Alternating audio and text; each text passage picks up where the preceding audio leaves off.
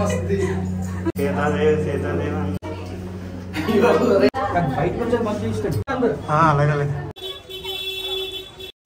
Hi friends, good morning, welcome to another vlog. So friends, ఈ రోజు plan వచ్చేసి Muktidham and నాసిక్లో ఉన్న త్రయంబకేశ్వర్ ఇంకా పంచవటి ఈ మూడు అయితే దర్శనం చేసుకోవడానికి అయితే వెళ్తున్నాం అనమాట. నిన్న శని శంగ్నాపురం నుండి వచ్చిన తర్వాత మేము అక్కడ వెహికల్ అయితే మాట్లాడేసాం అనమాట, ఈ మూడు తిరుగుతాం అనేసి. సో వాడేమో మార్నింగ్ 8 కల్లా వచ్చామన్నాడు. సో అంతా రెడీ అయిపోయి వెళ్ళినప్పటికీ 10 అయితే అయిపోయింది, కొంచెం లేట్ అయింది కాబట్టి ఇంకా టిఫిన్ ఏం చేయకుండా వెహికల్ దగ్గరికి అయితే వెళ్ళిపోతున్నాం డైరెక్ట్గా. సో వెహికల్ దగ్గరికి అయితే వచ్చేసాం. సో వాడికి చెప్పాం అనమాట, వెళ్ళే దారిలో ఏదైనా మంచి టిఫిన్ హోటల్ ఉంటే అక్కడ ఆపమని. సో కారులో టైంపాస్కి సరదాగా బాబా గారి బొమ్మ అయితే వేసాను అనమాట. సో కార్ బాగా షేక్ అవడం వల్ల సరిగ్గా అవ్వట్లేదు వేయడానికి. సో జస్ట్ టైంపాస్గా అయితే వేసాను. సో ఇలా వెళ్తున్న దారిలో ఒక టిఫిన్ హోటల్ దగ్గర అయితే ఆపాడు అనమాట. సో అక్కడ కూర్చొని ఇంకా ఇడ్లీ అయితే ఆర్డర్ పెట్టాం అనమాట. ఇడ్లీ టేస్ట్ చూశాను కానీ అస్సలు బాగోలేదన్నమాట, నాకు నచ్చలేదు అస్సలు. అందుకే మళ్ళీ దోశ ఆర్డర్ పెట్టాం. దోశ కొంచెం పర్వాలేదు, అది తినేసి అయితే ఇంకా బయలుదేరిపోయాం. సో ముక్తిధామ్ టెంపుల్కి అయితే వచ్చేసాం. సో అవుట్లుక్ చూసుకున్నట్టయితే టెంపుల్ చాలా బాగుందన్నమాట. సో సైడ్కి షాపులు ఉన్నాయి కదా, డ్రై ఫ్రూట్స్ అనమాట ఇవన్నీ. సో బయటకన్నా చాలా తక్కువ ధరకే దొరుకుతున్నాయి.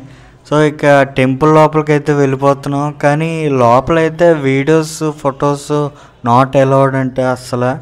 సో చూద్దాం, అక్కడక్కడ లైట్గా అయితే తెలియకుండా అయితే తీస్తాను. సో ఇక టెంపుల్ విషయానికి వస్తే, ఇది రాజస్థాన్లోని మక్రాన్ నుండి తెల్లటి పాలరాతితో చేసిన అద్భుతమైన వాస్తు శిల్పం. ముక్తిధామ్ కాంప్లెక్స్ లో శ్రీకృష్ణుడికి అంకితం చేయబడిన ఆలయం ఉంది. కృష్ణ దేవాలయం గోడలపై కృష్ణుడు మరియు మహాభారతం యొక్క జీవిత దృశ్యాలు వర్ణించే చిత్రాలు ఉన్నాయి. భగవద్గీతలోని 18 అధ్యాయాలు గోడలపై రాయబడడం ఈ ఆలయానికే ప్రత్యేకం. అన్ని 12 జ్యోతిర్లింగాలు మరియు శ్రీకృష్ణ దేవాలయం యొక్క ప్రతిరూపాలు కాకుండా విష్ణువు, దేవత లక్ష్మి, రాముడు, లక్ష్మణుడు, సీత, హనుమంతుడు, దుర్గా అన్ని ప్రధాన హిందూ దేవతలు మరియు దేవత విగ్రహాలు కూడా ఉన్నాయి. ఇంకా కాంప్లెక్స్ లో కనీసం 200 మంది యాత్రికులు ఉండగలిగే ధర్మశాల కూడా ఉంది. కుంభమేళా సందర్భంగా వేలాది మంది హిందూ భక్తులు ముక్తిధామ్ ఆలయాన్ని సందర్శిస్తారంట. సో ఇక్కడ దర్శనం అది చాలా బాగా జరిగింది.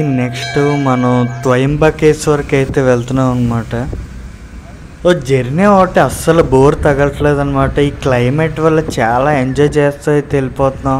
సో ఆ వ్యూ అది మాత్రం చాలా బాగుంది. లొకేషన్ వర్షం పడేలాగా ఉంది, కానీ పడితే పడింది, తడిసాం కానీ మళ్ళీ ఇలాంటి ఎక్స్పీరియన్స్ అయితే రాదు. ఒక డిఫరెంట్ ఎక్స్పీరియన్స్ అనమాట. వర్షం పడకపోతే మాత్రం ఇంత అందమైన వ్యూ మాత్రం మేము మిస్ అయిపోయేవాళ్ళమేమో. నాకైతే ఈ రోజు అయితే బాగా నచ్చింది జర్నీ అయితే. సో మొత్తానికి త్రయంబకేశ్వర్ అయితే రీచ్ అయిపోయాం. అబ్బా లొకేషన్ అయితే అదిరిపోయింది, చాలా బాగుందన్నమాట. సో ఇక దర్శనానికి అయితే వెళ్తున్నాం అనమాట.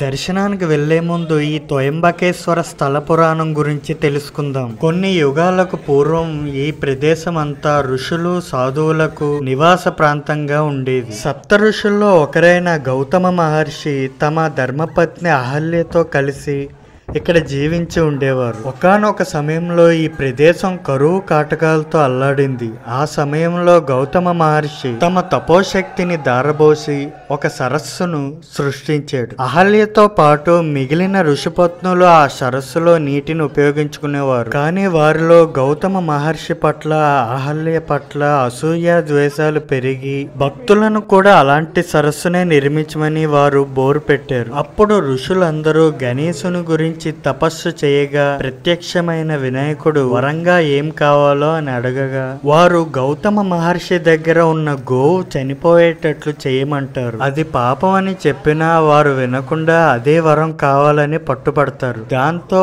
ఏమీ చేయలేని స్థితిలో వినాయకుడు ఆ వరాన్ని ప్రసాదిస్తాడు. ఒకనాడు పంట చేతిలో మేస్తున్న గోవును గౌతమ మహర్షి దర్భలతో అదులించగా అది గాయపడి మరణిస్తుంది. అదే అదులుగా భావించిన ఋషులందరూ గోవు హత్య మహాపాపం అని ఈ ప్రదేశంలో గంగను పారేట్టు చేస్తే ఆ హత్యకు పరిహారం అందుతుందని తెలుపుతారు. దాంతో గౌతముడు అహల్య చాలా సంవత్సరాలు శివుని కోసం తపస్సు చేయగా పరమశివుడు బ్రహ్మ విష్ణు ఆది పరాశక్తులతో ప్రత్యక్షమవగా మహాశివుడు ఏం వరం కావాలని అడుగగా గౌతమ మహర్షి గంగను విడుదల చేయమని కోరుతాడు. అప్పుడు మహాశివుడు తన జటాజూటాన్ని విసురగా అది వెళ్లి బ్రహ్మగిరి పర్వతం మీద పడుగా గంగా నది అక్కడి నుంచి ప్రవహిస్తూ కిందకి వస్తుంది. దాన్నే మనం గౌతమ లేదా గోదావరి అని పిలుస్తాం. ఈ ప్రదేశంలో శివుడు బ్రహ్మ మహేశ్వరుడు ఈ ముగ్గురు పానవటం లోపల 3 లింగాకారంలో ఉంటారు. అందువల్లనే దీన్ని త్రయంబకేశ్వరం అంటారు.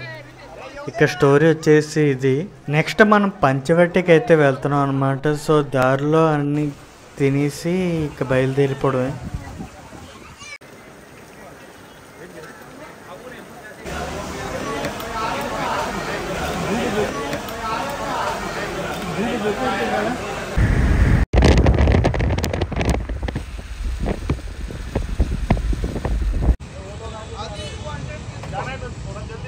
ఇక్కడ ప్రవహిస్తున్న గోదావరి నది రాముల వారు ఇక్కడ స్నానం చేసినందువలన ఈ ప్రదేశానికి రామకుండ్ అని పేరు వచ్చింది. ప్రతి 12 సంవత్సరాలకు నిర్వహించే కుంభమేళా జరిగే 4 ప్రదేశాలలో ఇది ఒకటి. ఈ ప్రదేశంలో రాముల వారు తమ తండ్రి దశరథ మహారాజుకి పిండ ప్రదానం చేశారంట. ఇక్కడ పిండ ప్రదానం చేస్తే పూర్వీకులకు మోక్షం లభిస్తుందని భక్తుల విశ్వాసం. ఇక్కడ మనకి నంది విగ్రహం కనిపిస్తుంది కదా, ఇదే త్రివేణి సంగమం. ఈ ప్రదేశంలో గోదావరి అరుణ వరుణ నదులు సంగమిస్తాయట. మనకి గోదావరి నది మాత్రమే కనిపిస్తుంది. అరుణ వరుణ నదులు అంతర్వాహినిగా ప్రవహించి ఈ ప్రదేశంలో గోదావరిలో సంగమిస్తాయట. త్రివేణి సంగమానికి ఎదురుగా గంగా గోదావరి ఆలయం ఉంటుంది. దీన్ని దర్శించుకున్నాక మనం నెక్స్ట్ కపాలేశ్వర టెంపుల్ కి అయితే వెళ్తున్నాం అనమాట. వ్యూ అది చాలా బాగుందన్నమాట. నాకైతే లొకేషన్ అది చూస్తే కాశీ వచ్చిన ఫీలింగ్ అయితే కలుగుతుంది అనమాట. చాలా బాగుంది. సో వెళ్తున్న దారిలో చాలా చిన్న చిన్న టెంపుల్స్ అయితే ఉంటాయన్నమాట. అన్నీ చూసుకుంటూ వెళ్ళాలి.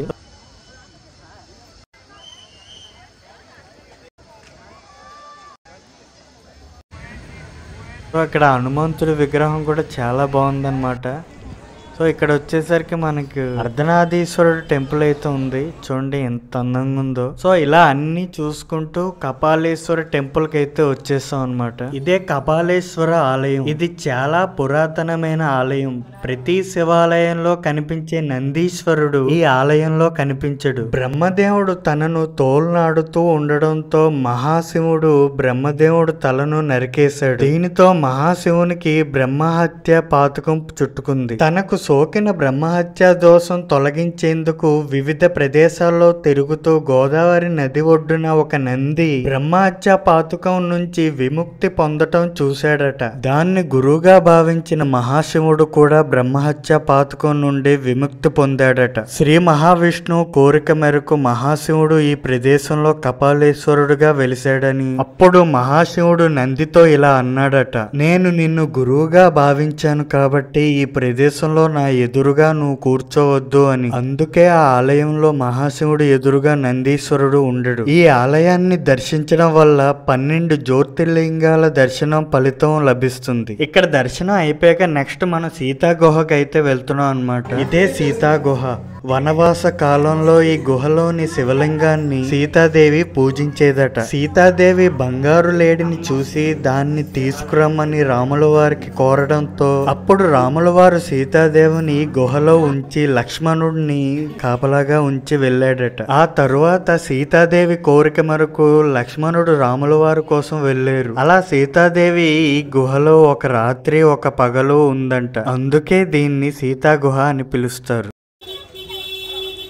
గుహ వెలుపల 5 చాలా పాత మర్రి చెట్లతో కూడిన పెద్ద తోట ఉంది. దాని తరువాత ఈ ప్రాంతానికి పంచవటి అని పేరు పెట్టారు. పంచవటి అంటే 5 మర్రి చెట్ల తోట. శ్రీరాముడు వనవాస సమయంలో ఈ చెట్లు ఉండేవని చెప్తారు. రాముని సోదరుడైన లక్ష్మణుడు రావణ సోదరి శూర్పణఖ ముక్కును కోసిన తపోవనం అనే ప్రదేశం ఉంది. రామాయణంలోని అరణ్యకాండ మొత్తం పంచవటిలోనే సెట్ చేయబడింది. ఈ సీతాగోవ ఎదురుగా సీతాహరణ అనే టెంపుల్ ఉంటుంది. దీని ఎంట్రీ టికెట్ ₹1 తీసుకుంటున్నారనమాట. ఇందులో సీతాదేవి బంగారు లేడిని కోరడం, రావణాసురుడు సీతాదేవిని అపహరించడం, ఇలా కొన్ని విగ్రహాలు అయితే ఉంటాయి. చాలా బాగున్నాయి అనమాట. నెక్స్ట్ సీతాదేవి గుహ నుండి కొంచెం ముందుకెళ్తే గోరారాం ఆలయం వస్తుంది. ఇదే గోరారాం ఆలయం. సీతారామ లక్ష్మణ విగ్రహాలు పాలరాతితో తెలుపు రంగులో ఉన్నాయి కాబట్టి గోరారాం అని పిలుస్తారు. వనవాస కాలంలో రాముల వారు ప్రస్తుతం రామకుండు గోదావరి నదిలో స్నానం చేసి ఈ ప్రదేశంలో దైవ ప్రార్థన చేసేవారట. సో ఇంతే ఫ్రెండ్స్. ఇంకొంచెం ముందుకెళ్తే చిన్న చిన్న టెంపుల్స్ 2 ఉంటాయి. దానికి కొంచెం ముందుకెళ్తే కాలారాం టెంపుల్ అటు ఉంటుంది. అది చాలా హైలైట్ అనమాట. సో అదైతే వీడియో తీయలేకపోయాను. నా ఫోన్లో ఛార్జ్ అయిపోయింది, బ్యాటరీ లో అవడం వల్ల వీడియో ఇంక తీయలేకపోయాను. సో నెక్స్ట్ ఇంకా ఇక్కడ నుంచి ఇంకా రిటర్న్ అయితే వెళ్ళిపోతున్నాం షిరిడి. సో వెళ్ళి ఇంక తినేసి రూమ్కి అయితే వెళ్ళిపోతాం. ఈరోజు వ్లాగ్ వచ్చేసి ఇదే ఫ్రెండ్స్. నెక్స్ట్ వ్లాగ్లో మళ్ళీ కలుసుకుందాం. మీకు ఈ వీడియో నచ్చినట్టయితే please like and share and subscribe to my channel. Thanks for watching. Bye bye.